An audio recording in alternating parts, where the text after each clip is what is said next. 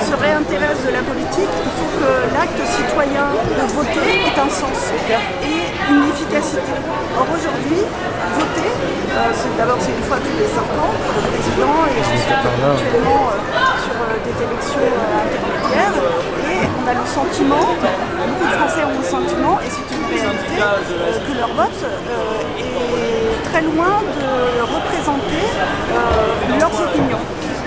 Une fois qu'on a élu quelqu'un, un député ou un président, il a quasiment tout le pouvoir de décider sans que l'intervention des citoyens se fasse sur les sujets qui sont traités. Et là, la vente de l'aéroport de Paris, c'est exactement ça qui s'est passé. On a été dans un déni total de démocratie, même la démocratie représentative a été bafouée dans cette histoire. Un projet de loi qui est voté par à peine 40 députés à 6 h du matin, alors que tous les partis politiques d'opposition étaient contre et qu'on sait pertinemment que c'est une très mauvaise affaire pour les comptes de la nation. Eh bien, ce qui est sûr, c'est que si les Gilets jaunes, si les citoyens français avaient eu la possibilité de voter pour oui ou non la privatisation de l'aéroport de Paris, on sait qu'ils auraient voté non, parce que ce n'est pas dans leur intérêt. Donc ça veut dire que des assemblées de citoyens qui auraient à voter sur des propositions de loi initiées par eux, eh bien, voteraient de manière plus efficace, plus cohérente et plus intelligente pour la nation que ne le font aujourd'hui les députés et qu'ils seraient aussi plus aptes à faire des propositions de loi qui soient cohérentes pour la nation que ne le fait le gouvernement aujourd'hui.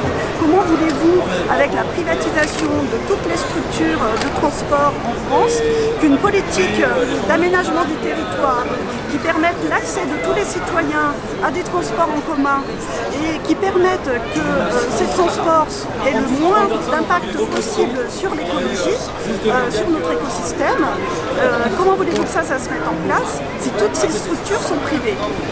Alors les autoroutes, les chemins de fer, maintenant les aéroports, comment on peut mettre en place cette politique de manière cohérente si l'État n'a plus de pouvoir? Là, c'est pas possible. Donc la décision qui a été prise de taxer le diesel quand vous avez davantage quand les Français n'ont pas d'autres moyens de transport à la place, c'est complètement incohérent. Aucun Français n'aurait décidé ça pour lui-même, parce qu'il sait bien que ça ne marche pas. Et il sait bien que c'est contre son intérêt et aussi contre l'intérêt de la planète. Donc d'avoir en amont privatisé la SNCF par exemple. Donc on a besoin de reprendre le pouvoir sur la politique et il y a qu'en retrouvant ce pouvoir, c'est-à-dire en obtenant un référendum d'initiative citoyenne qui soit abrogatoire, de pouvoir abroger la loi Pacte, qui soit législatif, de pouvoir proposer des lois. Notamment une réorganisation des transports et un aménagement du territoire pour tous les citoyens. On veut pouvoir changer le rôle des parlementaires, parce que ce qui se passe aujourd'hui est du président, parce que vraiment là on n'est plus dans la démocratie, c'est pas ça qu'on nous a appris à l'école. Franchement, on nous a appris à réfléchir quand même, et à réfléchir dans l'intérêt général, et là c'est pas ce qui se passe. Donc on veut pouvoir modifier la Constitution pour modifier leur rôle et pour pouvoir contrôler ce qu'ils font.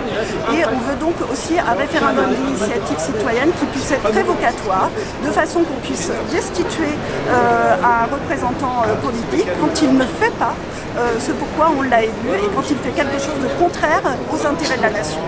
Voilà, il n'y a qu'à ce prix-là qu'on retrouvera une vie démocratique viable dans ce pays. Il n'y a qu'à ce prix-là que les Français se réintéresseront et se ressaisiront des questions politiques. Ça n'a pas de sens aujourd'hui de voter. Tout le monde sait très bien que ça n'a plus de sens.